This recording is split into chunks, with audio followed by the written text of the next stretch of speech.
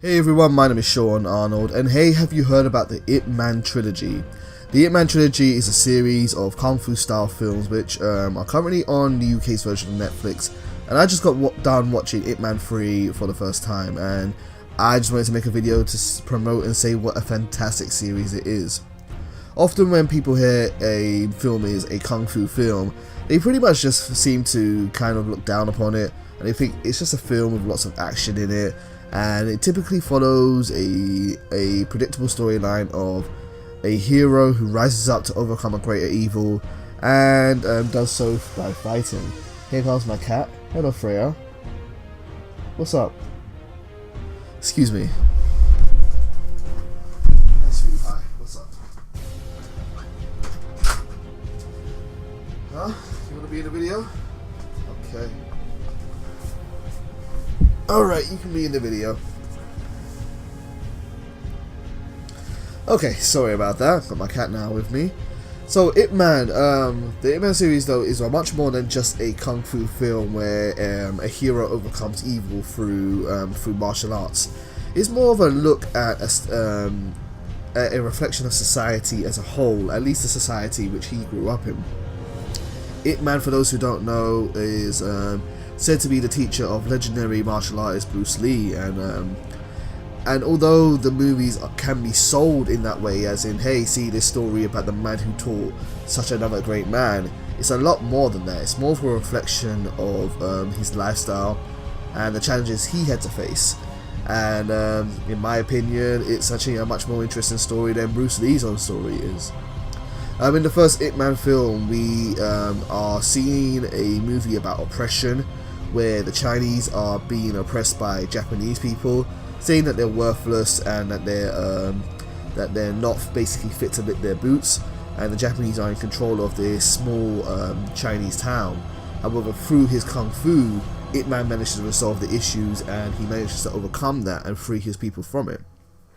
Now that's only the first movie. The first movie does kind of follow that standard narrative of good overcoming evil, but then the question becomes, once you have become the best, once you have become a master, once you have become the top dog in an area, what happens next? Well, the world carries on, and we're starting to see these movies in this day and age where we're starting to see what comes beyond the time a hero manages to save the day. How do they continue to live their lifestyle? And in Ip Man 2, we start to see that a little bit. We start to see the challenges of what it's like for Ip Man in war times, and then also the challenges his country faces as they begin to come out of war and grow to prosperity. Long story short, it becomes a story where we see a man who realizes he can't solve the world's problems through fighting, and even though he doesn't kind of outright say it or outright cry about it, he realizes that even though he is a champion martial artist, he can't solve common problems such as poverty, famine, economy issues, or even health issues. He can't overcome everything even just through his fists. Although for him, the only way he can really negotiate or affect the world is through his fists. And so he becomes a teacher. He tries to teach other people, people who hopefully will become better than he is, and will be able to make the world a better place using his knowledge and his art form.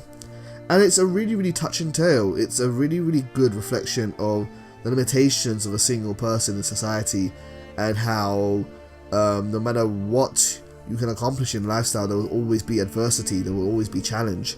And it's just a great, great story. I highly implore anyone who is interested in a good narrative to go and see Ip Man, or to watch it however they may do.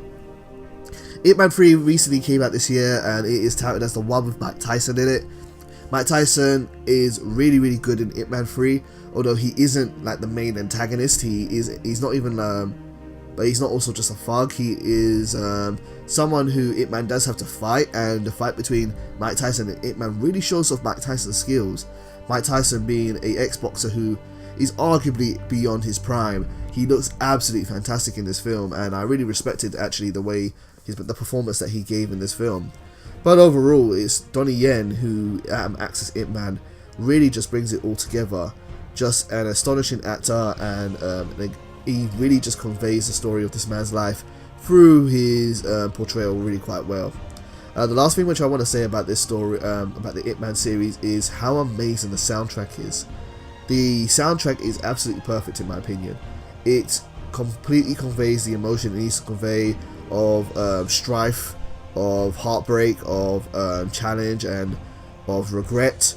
I know I'm a video game guy and I'm kind of biased in this way, but it reminds me of a lot of how video games try to portray their music, and it is an astonishing soundtrack. I'll probably have some playing in the background of this video, but it really just kind of makes the whole production fit together. So whoever was the composer on these movies, just a huge hats off to you, because it is a really well done. So yeah, Ip Man Trilogy, fantastic set of movies. I strongly implore anyone who loves not just action films, but drama and narrative, and being made to think and philosophize about reality in real life. If you're kind of into that thing, go and check these out. They are fantastic, to say the least. Thank you for watching this video, guys, and I'll see you soon. Take care. Say bye.